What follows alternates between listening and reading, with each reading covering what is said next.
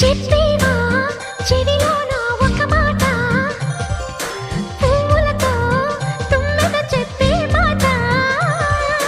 నీ చిరునవ్వు సాక్షిగా తాజ్ మహల్ నాదట, నీ పెదవంచు సాక్షిగా షాజహాను నేనట. నీ తీయని ప్రేమకి నా పెదవే నజరానా, నీ పైటకి నేనిక బానిసనే నెరజాడా.